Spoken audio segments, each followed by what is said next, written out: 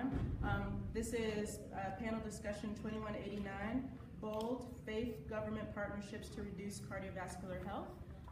The presenters for this morning will be Cheryl Emanuel, Bishop Wade Ferguson, Pastor Jordan Boyd, and myself, Melissa Witt-Glover.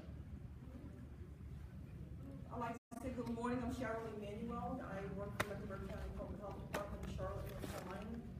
And I'm very excited about being here to share with you all about our project, which is titled Village Heartbeat. And so the very first slide, that's okay. The very first slide is we're going to talk about what the heartbeat really means, and the B stands for Building Education Accountability Together. And so one of the things with this particular slide, when you're thinking about doing work in communities, I like to look at these big old oak trees. In certain communities, you have these huge trees. The wind blows, but they don't ever fall. And that's the same thing when you're trying to discover where should you and how should you work with communities. That's the same thing identifying faith-based organizations in your communities that are deeply rooted, that can help you be able to make change for what you're trying to do. But not just make change, but be able to sustain the change. So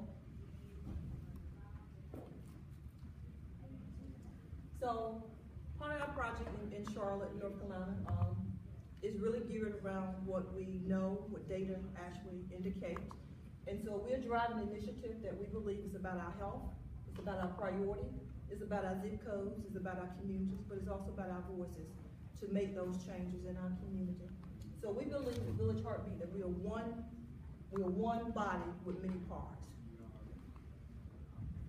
So a little bit about Village Heartbeat, and I'm going to explain in a minute. So like for myself, my career in public health, I've been in this space for almost 30-some years. I've lived in Charlotte for about 31 years. Most of my work has been grounded in terms of working what I call in the trenches in the communities. So therefore, when you pass some sweat equity, working in the community, you have a little bit of understanding how and where you need to actually begin to participate. So we don't want you to walk away today to think the work that we're doing with faith-based just happened yesterday. This has been building the movement that I consider for quite some time. So as we created Village Heartbeat, the initiative prior in 2012, 2013, we had been working with faith-based organizations that we identified in certain zip codes. We're calling them public health priority zip codes. Working with the churches at that time was truly trying to create them how to have health and wellness ministries, having information so that they not only could teach their congregation information, but also the communities within where the church actually physically sit. So this particular slide here is, with our model, we have been what I call wrapped around into what we call a competition phase that we're going to talk about, and we're going to talk about something called gamification. There's something about competition that motivates us as individuals, but also there's something about us when we are introduced how to have fun and play games.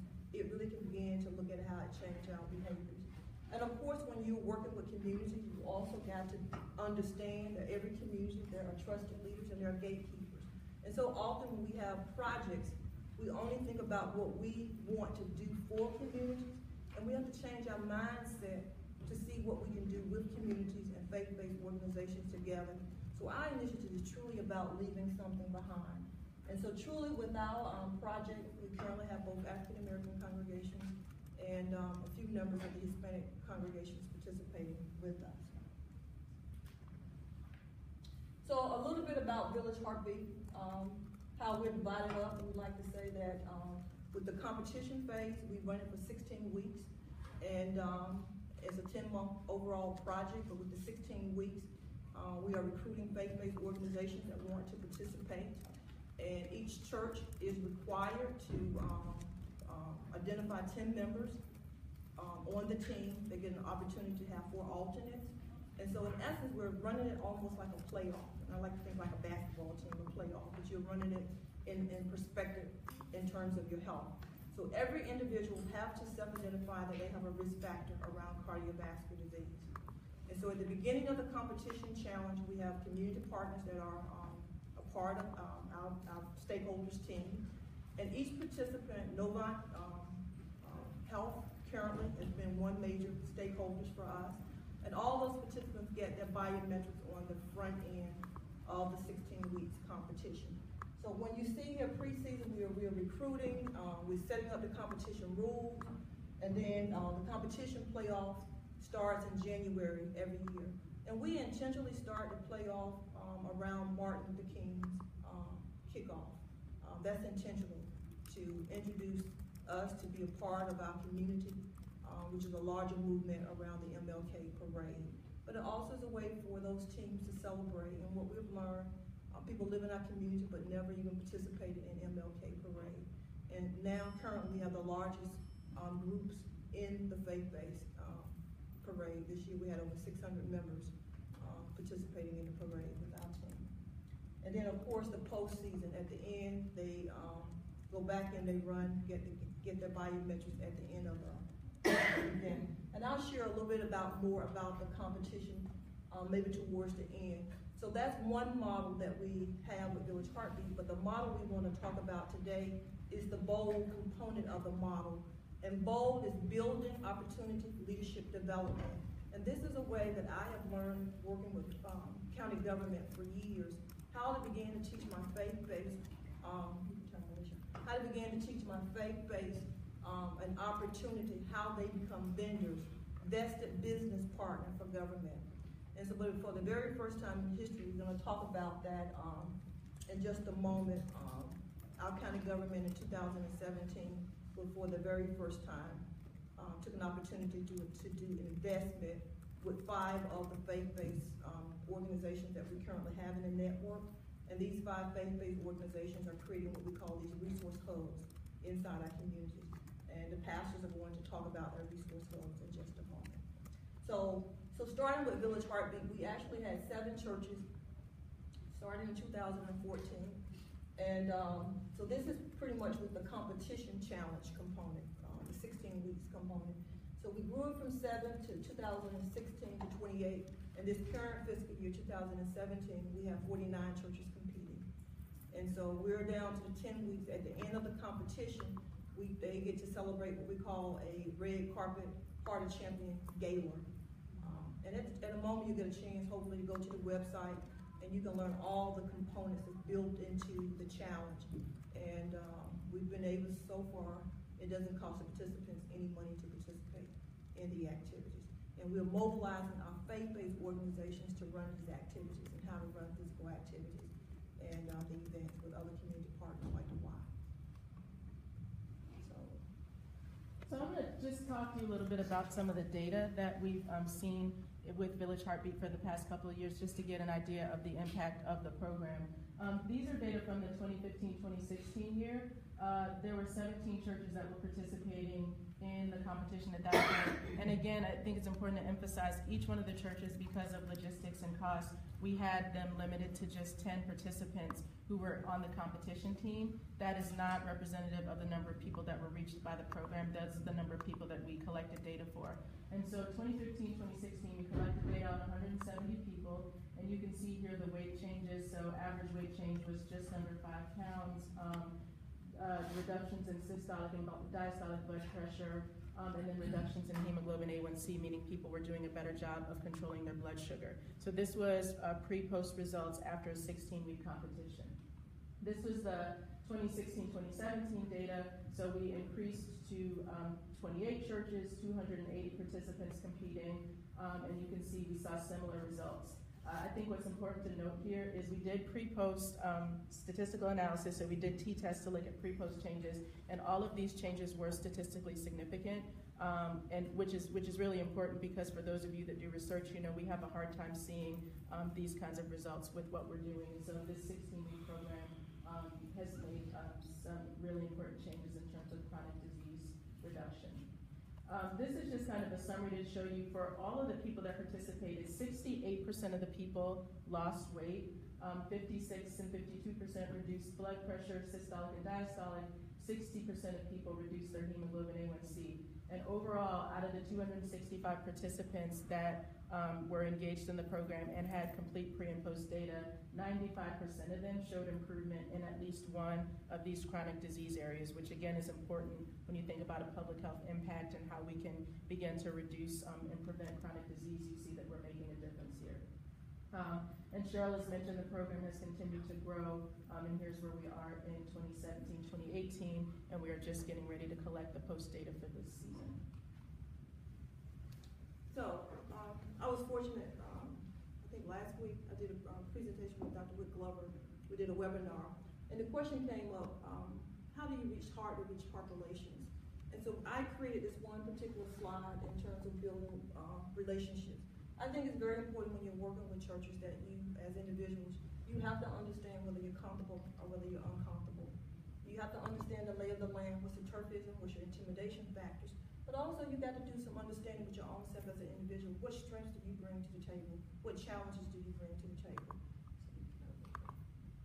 So also in Charlotte, when I talked about earlier looking at these public health priorities areas, I think there are also very critical questions when you're working with communities and you're working with churches. You got to understand, many of us are big proponents in terms of doing GIS mapping, and you know, I too love mapping where I need to go and what does it look like, what does the data say. But also I think, you know, you have to understand the history. And just like this city, Charlotte is a beautiful skyline city. You see what you want to see, but when you come a little bit closer, you can really see some dark things that's happening in our community. And you got to be willing to understand how you make the transition and how you transition to work with people behind what's not so beautiful with the skyline. So of course, working with churches, you know, I began a few years back. I had a graduate student. We started mapping. I wanted to understand where the African American churches were actually in the community. And then my second question was which churches actually had health and wellness ministries and which ones did not have health and wellness ministries. And we started plotting the zip codes and where they are. And I ended up back then taking about 7 of them. And Bishop Ferguson was what I call one of their legacy churches. Having a chance to meet with him, and at that time we had instruments, a couple instruments. If he was going to build a health and wellness ministry, what would it look like from his perspective, and also what would be his hindering factors. And once he agreed that he wanted to be a part of it, then we began to look at the resources, partnering together, how they began to develop this health and wellness ministry. So that's a little bit about mapping. So the other question I'd like to say, you know, once you can see it, a lot of times we see things, but are we willing to go where the need and the hurt really resides in our community? So this is actually one of our participants, and like in Charlotte, we know there are certain zip codes, probably like every community. They mirror with morbidity and mortality like they do with crime. And so we're bringing attention with our project. We know the zip code is the #1 predictor now with how long you live. And so we raised the profile when we did the MLK parade that there are certain zip codes that we're dining in because we live here. And so with AJ here, I like to do this thing called the penny syndrome. And sometimes when we do workshops, we throw pennies. And we'll watch the people come in and see if you walk over the penny. Because often in the community, you see pennies laying on the street, you walk by them, you don't pick them up. Only until you get to the cash register, you need that one more penny to make that dollar. Then you, I should have picked that penny up. That's the same way with people. We walk by them all day long. We don't say, good morning, how you doing, how you feel. So we kick them to the curb. In order to change the space that we're working in, we got to learn to pick people up. We got to learn to say, good morning, how you doing. It might be my only first good morning I get. And that's the only way we're going to make the change in our community. So we'll tell you a success story about AJ in just a moment. So this is another piece, another question, you know, you ask yourself, and I believe we've asked, who are you willing to engage? And this is real. Homelessness is in our community every day. They hurting. And I heard a presentation last week. The lady said the only way you can do the work that we're trying to do, your heart has to be broken. And I repeat that. Our hearts have to be broken. And what I mean by that, you have to have the compassion. You have to feel hurt. Because if you don't feel some compassion, you're going to walk by her. Addition to another piece, because the model that we have, this is no program. We're really trying to build something that's going to change lives. And with the Village Heartbeat structure, we believe it's a framework. Yes, I believe that churches, you cannot discount them, but they have so much that they can offer. Our churches own daycares, they own other businesses, they own land.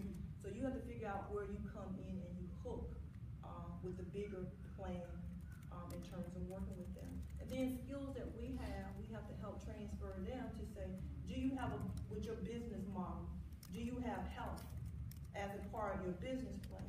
And the one thing I think my pastors have been able to see very clearly, they understand very clearly, if their congregation, their members are hurting, are sick, and cannot pay the tithe, then other things can't get done. So shifting the mind that health also must be a major priority for change.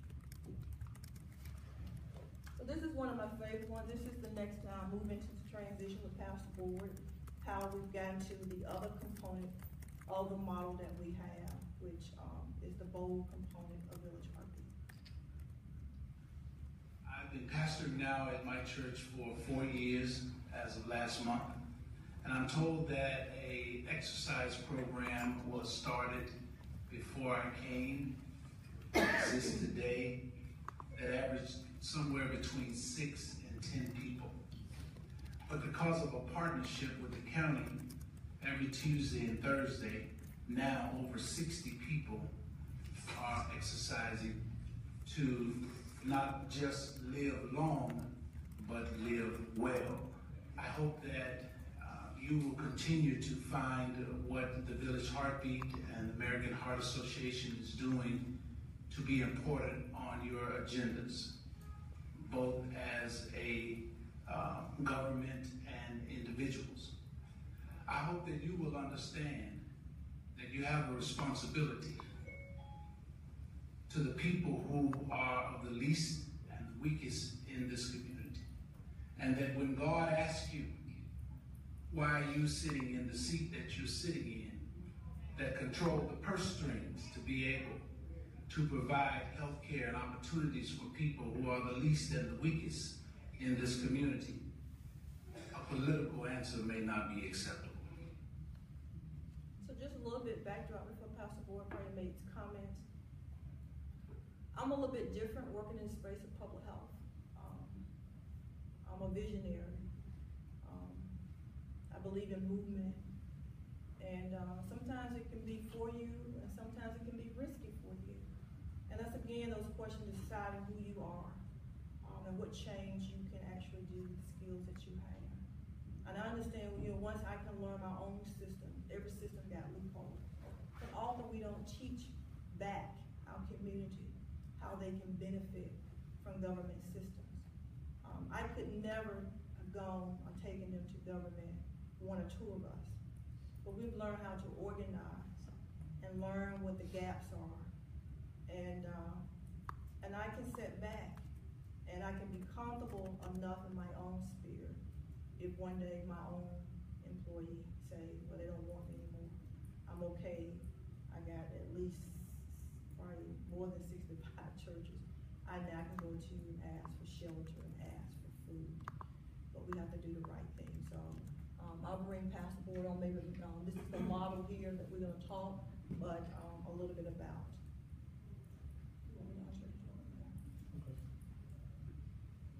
Good morning. Good morning. I'm Jordan Boyd, pastor of Rockwell Amy Zion Church in Charlotte, North Carolina. This is my brother and friend, Bishop Wade Ferguson of the 15th Street Church of God in Charlotte, who I met as a result of the Village Heartbeat program. As a little bit that you've heard so far, I guess I would start off by saying it works. If I can give you two personal examples. When I was turning 19, the day before I was to go to college, my father didn't wake up. At 56 years old, he died in his sleep as a result of a heart attack. And so I am told that inherently, I too, the high blood pressure that I have is a result of what he had. He was old school, didn't believe in doctors, self-medicated, carried around a bottle of aspirins everywhere for the headaches that he had as a result of the high blood pressure.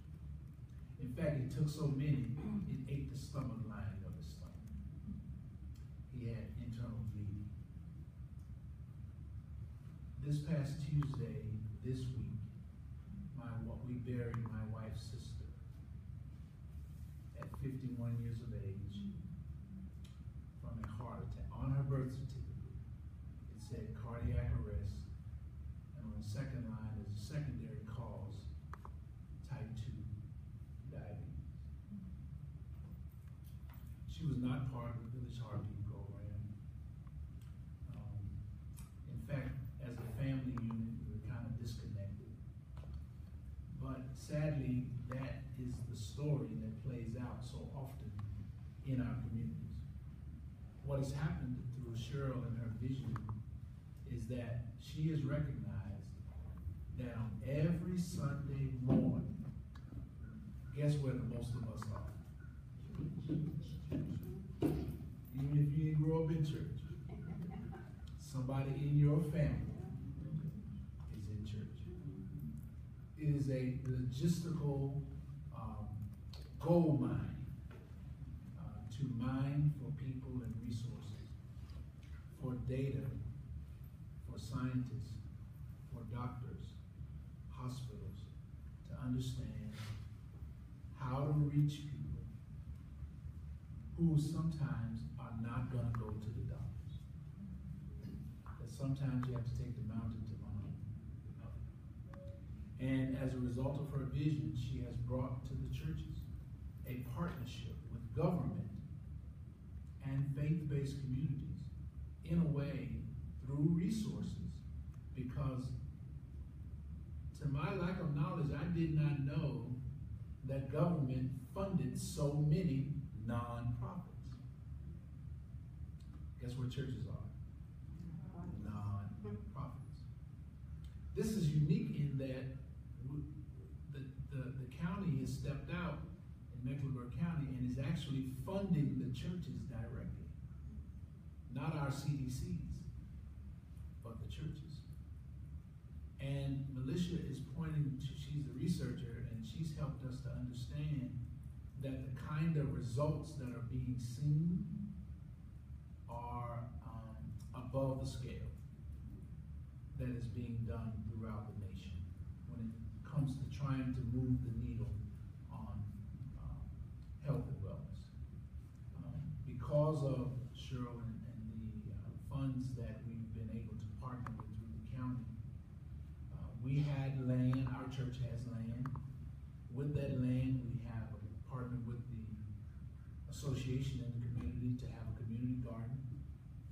And we're gonna have a walking track that is paid for in part by the county. Now we know that walking 30 minutes a day and minimal changes in your eating habits can radically change your health. 30 minutes a day. And so it has made significant differences in seniors in our church, in our congregation, in our community. It has brought together the community.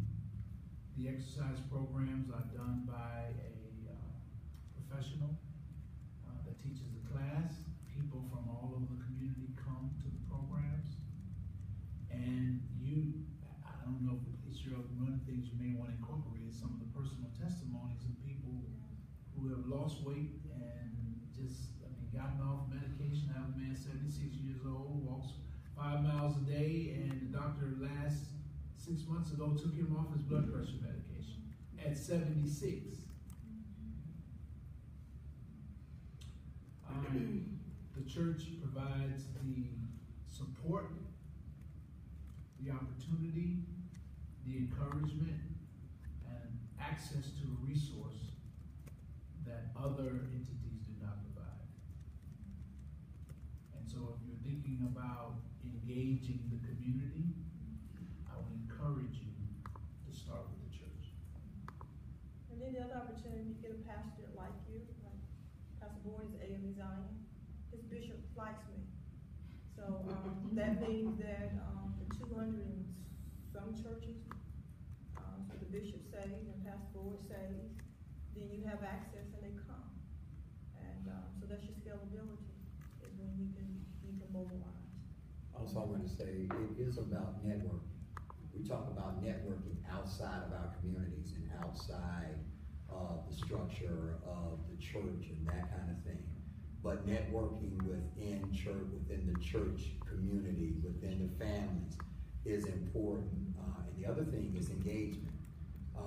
We're looking at, after we finish this, about maybe 60 churches, okay, that will have come together from different denominations, okay, working together for this common goal, okay, called health. The thing is what's so beautiful about it is that you began to see that you can change what others wanted you to tolerate. When you began to take ownership, when you began to turn around and not feed what they're giving you, but turn around and say, listen, where I was taking 5 pills a day, I replaced that with 5 fruits and vegetables per day. And my numbers went down significantly. It will be challenges to that because people have to have buy-in. That's why it's important for leadership to help develop the mindset of those who you are trying to communicate to. So Brother Jordan and I, we are in the forefront, okay, in the health and wellness. We not only want to tell them to do it, we want to show them how it's being done and how it's impacting us. And so we are out there in the front, making sure that they see that, hey, listen, they're not just saying it, but they're living it. It is important that we turn around and we reach out to each other. The other thing that I would say is when we began to turn around, we began to take the initiative, when we don't sit back and be reactive, but we become proactive. People, to the ones who turn around and say, listen, they always got to come to us. Well, the dynamic now is that we don't come to them to turn around and just say, look, we need you all to do this for us. We come back with the evidence, okay, that says our numbers, okay, are great, okay? Even when we try and we look at the research that has been done and the things that have been done, okay, on all significant levels, ours are pointing to the trend that says, listen, they've taken the initiative to do this and look at the numbers that are it's evidence-based. When you begin to provide evidence-based, okay, in your business, it becomes a business opportunity. You can turn around and go and say, listen, we don't want you to fund us, we want you to support us in the efforts that we already have, because they would turn around and they would leave us with 25 gift cards for $25 to Walmart. There comes a time when you got to say that I'm more valuable than that. My data is more valuable than that. And the thing is that we always try to say, listen, you know, we don't want crumbs, but we're not accepting anything less than crumbs. You know what I'm saying? The thing is that we got to get to a place where we understand what we have the potential to provide. They need to be able to invest in it, not just rob us of it. And so that comes with some of the education and the accountability. I'm going to use a term, it's a new term, but the thing is it's called intergenerational teaching. Intergenerational teaching just says that from the oldest to the youngest on the pendulum of life's journey, we have a responsibility to learn and to teach each other. That's how we did it before. When we go back to basics in our communities, that's how we were able to move beyond the challenges that sat in front of us. Is that the older one, the elders, was responsible for making sure that on that chain of continuum that the younger people got it. But also to build in the younger people that you have a responsibility now, that you've got the information. Now you have to turn around and be prepared to receive the mantle so that the continuum of who we are and what we are and what we are doing continues. So you probably can't see this, but a little bit in terms of what they were talking about with the partnership with county government. So you have to have at least 5 votes from the Board of County Commissioners. We have 9 commissioners, so we had, I think we probably had unanimous at that time. They gave us $60,000 for an investment to test pilot 5 faith-based resource hubs. And you know, the instructions back to me that I could pick 3, but I ended up picking 5 congregations after conversing with some of the pastors. And we split the money down 5 ways, and each church for the very first time last year, had $12,000. And now the previous slide, you saw the behavior part, that's competition. Now we're moving them into policy changes. And so with the policy continuum part, we're gonna get into the $60,000. There are 3 policies that they are required to work on. And so because Charlotte is pushing this whole piece around smoke-free environments, tobacco-free, understand that was a public health push. I also was able to say this is where we're going to begin to look at our neighborhoods and our churches, is to begin to push the piece with tobacco as being a policy that all of them could begin to sign and change on their campuses. Because one of the things, the strong part with the 16-week competition challenge, we have the foundation under the challenge is a piece that I'll show at the end. It's called the Teresa Elders Community Health Leadership Academy. You remember on my very first slide, I said it's important to leave something behind. So one of the things that's important for me is understanding elders in my neighborhood. Ms. Elder was the oldest public health leader, and I believe you should give them their flowers while they are living. And Ms. Elder actually lives in Pastor Board's neighborhood where his church resides. So we named her academy after Ms. Elder. So all the teaching goes into the academy for all the teams that are participating inside the competition challenge.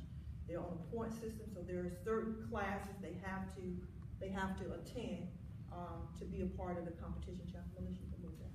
So there's certain requirements that Melissa's going to talk about with their contracts that they per se have with B.O.L.D. Now, before that we got the B.O.L.D money, I also learned what the gaps were. Institutions like this conference is here. I'm assuming that you're not in this facility without paying a fee. Somebody's paying some kind of fee. And that's the same thing with our churches. We want the churches to open the doors up all day long. Churches pay lights, you know. I'm a deacon at my church, and I know our little church, we need money. So once I find the loopholes, I began to convince my bosses, well, the pastor didn't even tell me. I said, well, they gotta have money. And so once I knew they were paying certain amounts of money to certain places we hold meetings, I did kind of reduce the cost back, and we did something called joint use agreements. I don't have a huge budget, but I came in first with joint use agreement where if they hold something at their church, they automatically get $300. So now, so I tell you, if you come to communities, they may work with you, but they won't say what you got. They know it's joint use out there now. So this is a part of the requirements for the contract part. So you can see here that, so there were 5 hub churches, and they were required to do several things, one of which was to participate in 8 training sessions. These were the topics. So they learned about the Mecklenburg County Public Health, an overview of what the Public Health Department did. We did some assessments, which I'll talk about later. We talked to the participants or the churches about the Village Heartbeat program. We came back and reviewed their data from the assessment. So anytime we collect data from people, we also give them their data back, which is something that we often don't do in research, but we make sure that we give them their data back, and we ask them to use that to set priorities for their congregations that are specific to the needs of their congregations. There was some training around establishing and maintaining a health ministry. And then we introduced evidence-based interventions. And so for those of you that do research, you know that we have a lot of evidence-based interventions, and where we're moving now in terms of research is dissemination and implementation, because we have lots of things that sit on the shelf and they don't get out into communities. And so one of the things that we did was introduce some of these evidence-based interventions as ways that churches could then begin to move those into their congregations. And then we had some policy systems and environment change, and talked about what to do beyond Village Heartbeat program. And what's important out there is, it also gave me an opportunity now to get county procurement process with the city. Because those are programs that don't usually come to community and teach about where the money actually resides in the system. So not just looking at public health who has the dollars, but now they understand county government. They understand why it's important to go to the county commissioners. Because every year at a certain period of time, there's gonna be $1 million on the table for different programs. And they will be in positions to be able to compete like other nonprofits for that same money. And those are things we have to learn about a system to teach them and get people to come out to the community. This is just a quick overview of the assessment tools we did. So we had 2 organizational level assessments to look at the capacity for churches to engage people in health, and then we had one assessment where churches did an assessment of their congregations to understand what the health needs were. For one of the surveys, which is a capacity assessment, we gave people back their results, and I won't go into the tool in detail here, but I will say that based on what we identified, one of the churches, so there were 12 pastors that completed the survey. One of them had limited infrastructure capacity for health promotion programming, 3 were at moderate infrastructure, and 8 had substantial infrastructure. And the reason that's important is because Cheryl talked about the Health Ministry Institute, and so we wanted to get a sense of where churches were so we could understand how to build that institute and what kinds of things they needed. But also, those 8 churches that have substantial infrastructure could then loop back around and be peer mentors to the churches that had limited infrastructure so that they're sharing knowledge and everybody's able to benefit. I'm not going to show you all the results, but I will say for the 5 hub churches, we asked them to go out and we gave them a paper survey. It was probably 20 pages or so. I don't remember how many questions, 60 or so questions. And we asked them to get 20% of their congregations or 20% of people in their congregation to fill out the survey. We gave instructions about how to make sure that happened, and then we asked the churches to go. And so within a 1-month period, the 5 churches collected data on 342 people. And to put that in context, which is what we talked about last week, I live in Forsyth County. We participate in the Behavioral Risk Factor Surveillance System survey that you all are probably familiar with. There are just under 400,000 people in our county, and about 350 people in our county represent us on the BRFSS. And so if you imagine 350 people representing a whole community, that's not going to really give you a good picture of any one subset of the population. And so having these churches who are predominantly minority-serving churches to be able to collect the same number of surveys that we get on BRFSS gives us a better snapshot of what's going on in their communities. The other thing that's critical is for those of us who do this work, we often think that we have to be the public health people that are collecting these surveys. We were able to train community partners. They did the same work. It was less costly. We got the information back, and then they got their results back for their congregations as well. So this also shows just a map, and if you remember back when Cheryl showed the slide where the public health priority areas are, we mapped the zip codes where people lived when they filled out the survey, and one of the things you see, the bigger the dot, the more people live in that area, but what you see is the churches were able to collect data from people who probably aren't filling out the BRFSS, who probably aren't getting called. And so we're getting data from people in the public health priority areas, and we're reaching populations that wouldn't otherwise be reached. I'm not going to show you all the data. This is just a word cloud. We asked people what were the most critical health issues they were confronted with. The bigger the word, the more often people said that. And so you can see some of the typical things that pop up, but you can also see some things that popped up that people were facing that we often don't address because we're focusing on hypertension, blood pressure, and weight. But you can see things like allergy and asthma and arthritis are things that are popping up. So those were important things for the churches to understand. We also asked people what were the critical health issues within their families. And again, you can see things that pop up that we might not think about typically because we're focused on sort of the typical chronic diseases. One of the other requirements, as Cheryl mentioned, was that churches had to adopt policy systems and environmental changes. And she talked about the 3 areas. And we did an assessment to ask the pastors what they were already doing, so around smoking, physical activity, and nutrition. For smoking, all of the churches had a smoke-free indoor policy, but most of them didn't have that policy in writing. Some of the churches had an outdoor policy, but nobody had that in writing, and nobody really had any policies for physical activity and nutrition. They were supposed to agree as a part of their contract, they had to agree to adopt one of these policies. And we're excited to say that all of the churches adopted all of the policies. And so 100% of the churches now have smoke-free indoor and outdoor policies. 100% of them adopted a policy related to physical activity, and 100% of them adopted at least one policy related to nutrition. Anything you're going to talk about? Yeah, I think we only got a couple of minutes, but these are the pastors that can talk about with the policy. excited. So now when you ride the neighborhoods where their churches are, they have signs posted on their grounds. So the dream is where you see our neighborhoods and those fragile neighborhoods, public health, you can ride it. When you see that sign, Village Heartbeat, you know they can do what public health can do. They know the resources because they've been trained. And that's Pastor Boy's Garden. And Bishop Ferguson Church is, you talk about your church, it's kind of like in the inner city. It's inner city, and space is always an issue. And so what we decided to do was to do an urban fruit garden. That particular is the backside of a building that's on one side of the church, which is a property that we own. It used to be a store, and we actually said, okay, well, we don't really have a whole lot of space on ground. And so I was saying, well, why don't we turn around and put it on the back of the wall? And so we started a urban fruit garden, because we planted fruit trees also in that area. And so what you're seeing is, and it was on the street and saying, I smell rosemary, I smell mint, right? And what we're doing is we harvest those, we package them, and then we disseminate them out to the people in the community. And then he has a community kitchen.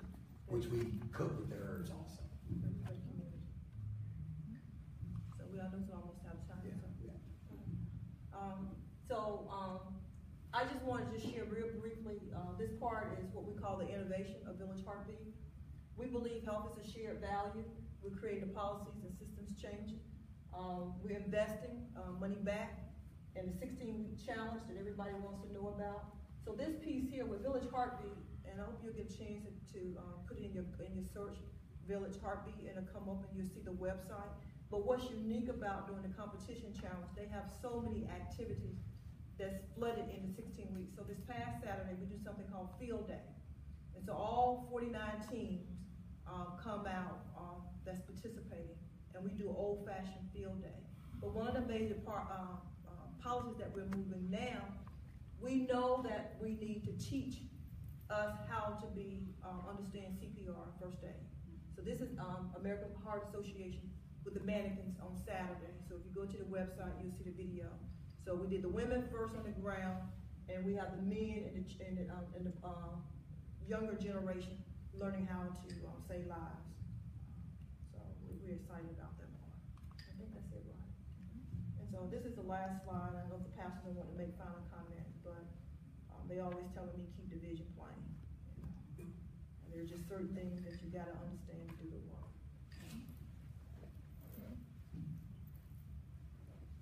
We out of time. I just want to say, do we have any questions? Yeah. Questions? Yeah, absolutely. Questions, comments? Of the churches that you had involved in your program, were they mainly rural churches? No, or were mainly urban.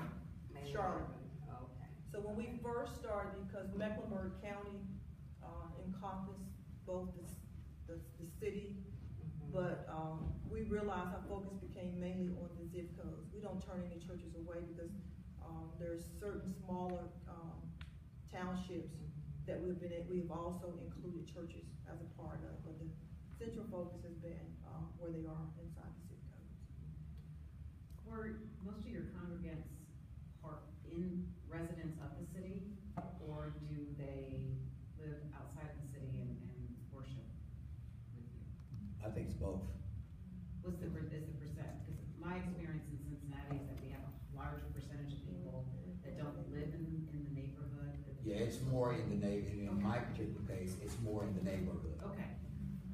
So ours is a diverse congregation in that we have persons from the neighborhood, and everybody else is kind of scattered all over the city. Okay.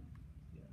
But I think one of the benefits of it being a network and working together is that you might live somewhere that's not close to your church, but if the church where you live near is a part of that network, because if I'm not mistaken, the activities are open. Oh, That's correct, yeah. Absolutely. So- Activities are open. Right.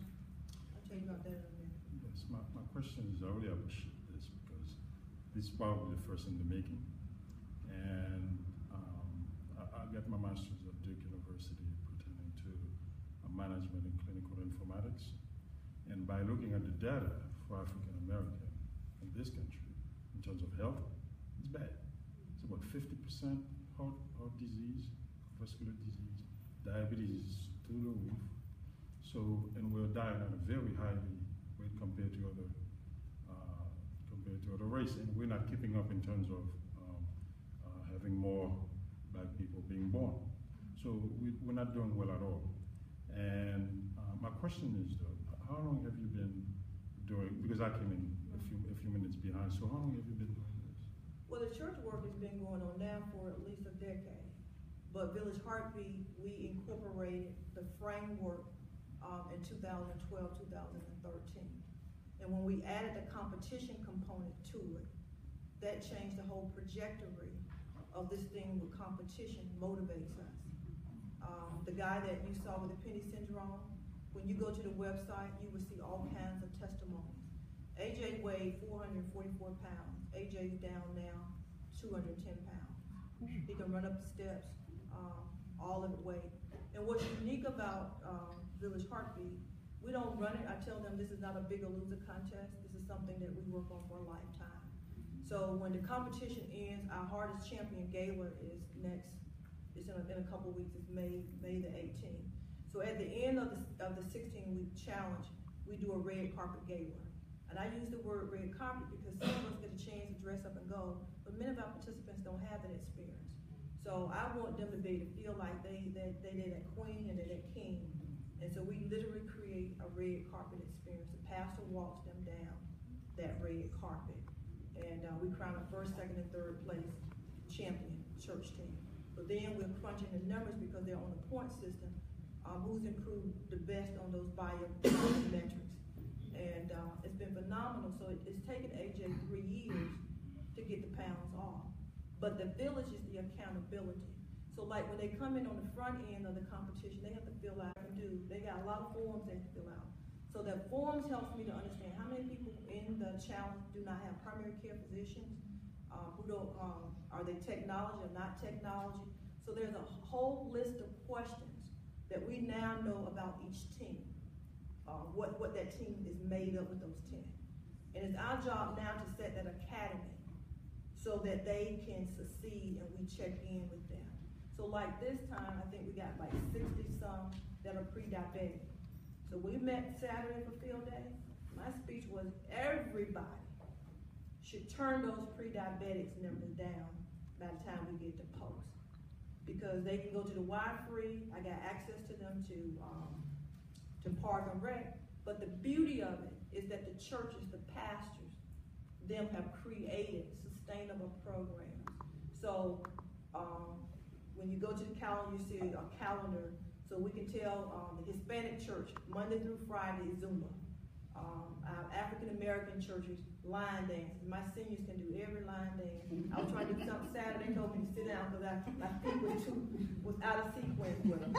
But so they have line dance, and so chair aerobics, water aerobics.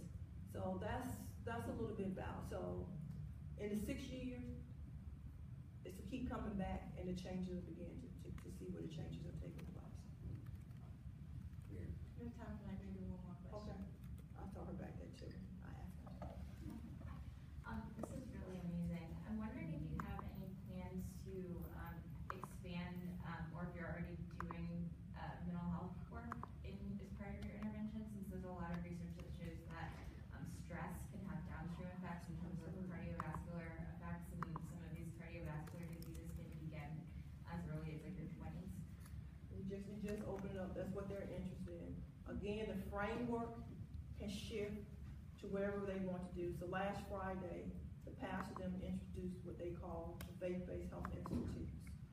And so they are now creating, under Pastor Board's leadership, the vision that the institutes become another teaching method for the pieces that they need to be engaged in the space to learn about the activities. And definitely mental health and this whole thing with substance abuse, prescription drugs, all that they need to learn. Can I do one more and then I sit down? So I have a question about, I think you've already given some of the examples, but what are some of the additional evidence-based interventions that you all have implemented?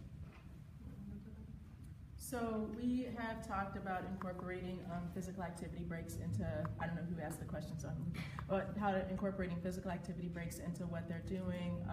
We've worked with the American Heart Association, and they are working on policies related to changing cooking, repast services.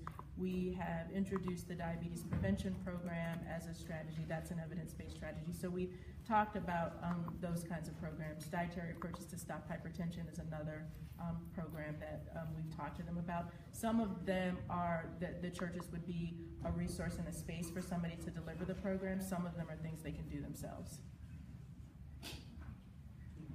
And we'll be out here if people have additional questions. We want to make sure that we give time for the other